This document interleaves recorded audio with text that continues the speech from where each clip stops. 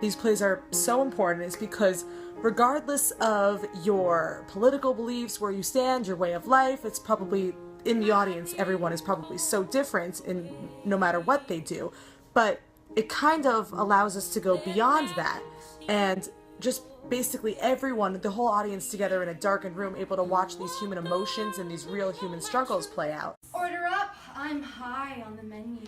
But make sure she comes with everything. It's not in sync. Little voice screaming now. I want. Put her down, slap her down. Strap her down. Downwind. The wheels are in motion. Men don't believe you or think that you're maybe exaggerating, or a lot of the time are actually shocked to learn about what women deal with on a day-to-day basis. And to be fair, men experience this sort of sexual harassment as well. And it's not limited to just, pretty women in their 20s that are receiving catcalls on the street. This really spreads to young boys and girls who are trying to live their daily childhood lives. This spreads to women and men that are in their 50s and 60s and still experiencing sexual harassment in the workplace or in their daily lives. Before I know it, he's all over me. His smelly breath is choking me. Clammy hands are fondling me.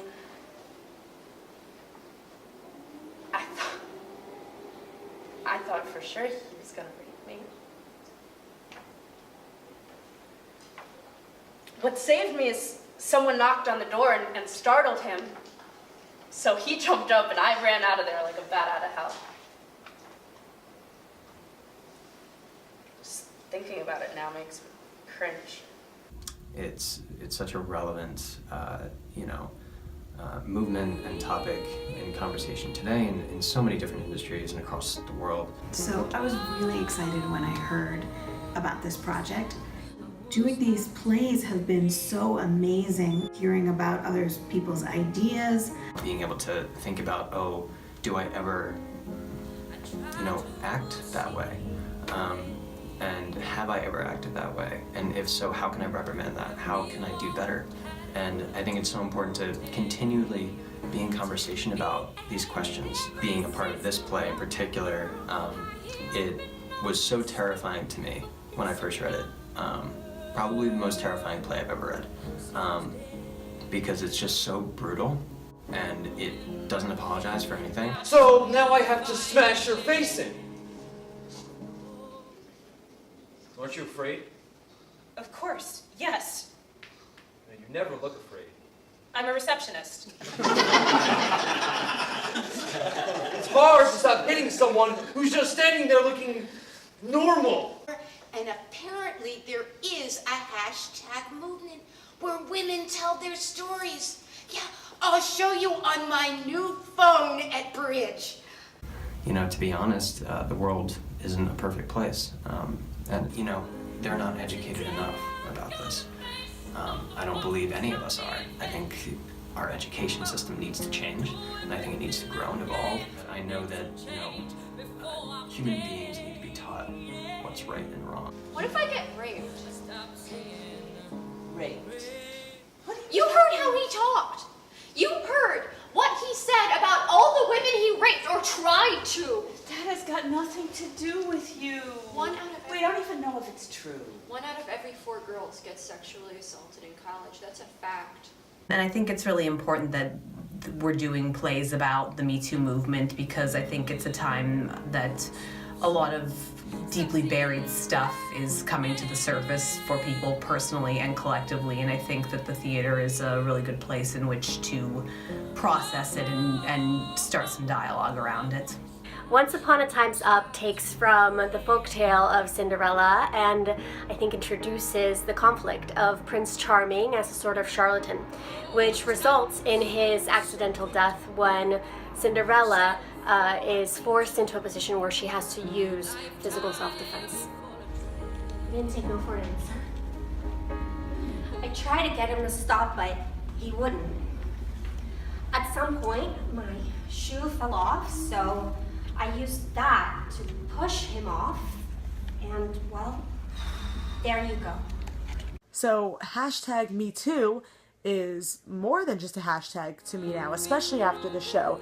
It is a symbol of unity and fighting for what's right for everyone across the world. And the fact that these plays were about these so many different walks of life. There was a play about something here, there's a play about something there. It's not just about specific things, it's about everywhere people could have experienced this. And it's really just, it's been time.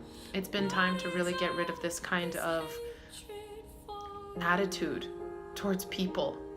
There's no room for it in this world anymore. And I think that the play reading series, the hashtag #MeToo plays, it's another form of conversation that's bringing to light this sort of movement. It takes a lot of courage to own your story and to be able to tell it and speak up about it, and I really admire those that do. And so I would say, you know, keep it's difficult, but keep up the good fight. By doing this, you are empowering others and breaking down these systems of silence and complicity that make this stuff happen.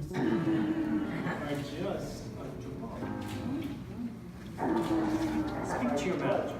No, I was almost afraid to go into her office. I was afraid she was gonna come right out and order me to have sex with her. Oh yeah, boy, I'd be terrified. She was messing with my head and she liked it. The more I squirmed, the more she liked it.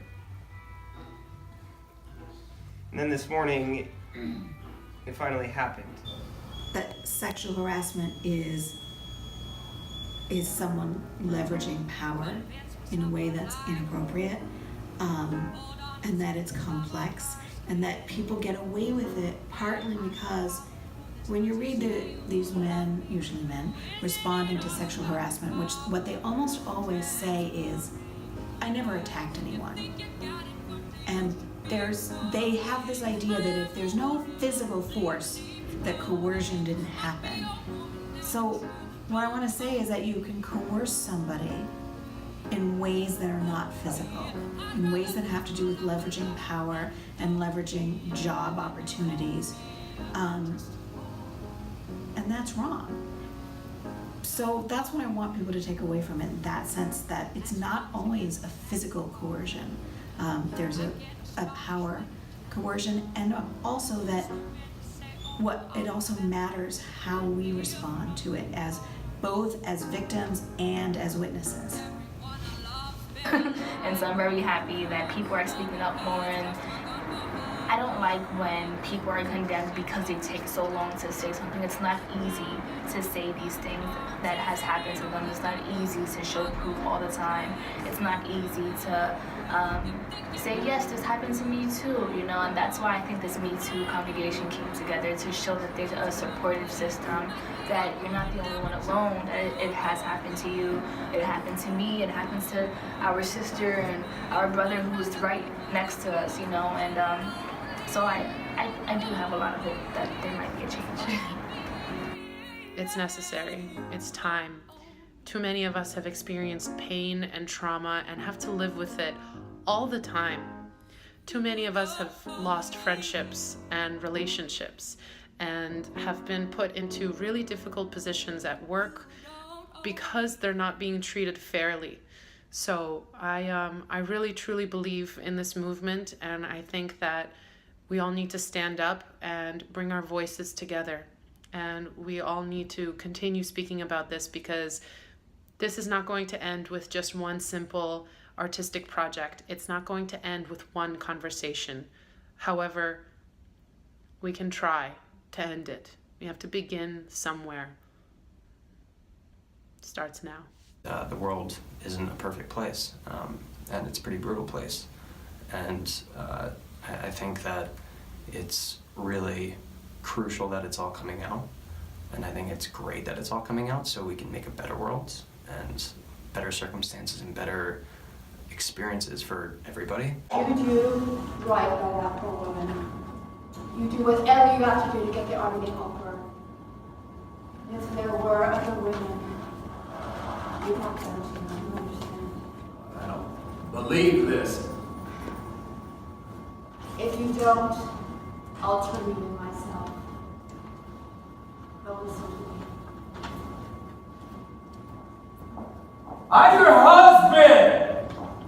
The Me Too plays really affected me on a creative level.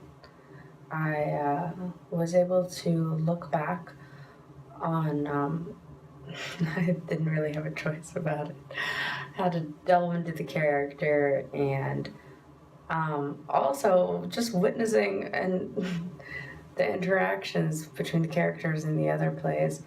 I began to question my own experiences in over the past 10 years, really, since I, was a kid. What is a Me Too moment? A moment, right? Is it any moment that you felt threatened or less than because of your, I don't know, your relationship with that person? I've always questioned this. Am I in the right? Am I in the wrong?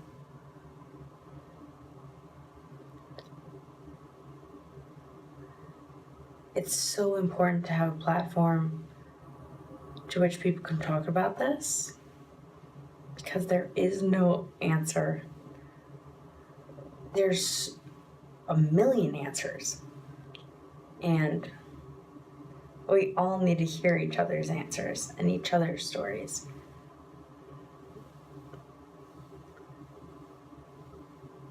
So that we can feel less alone, really. That's all that matters, I think, at the end of the day.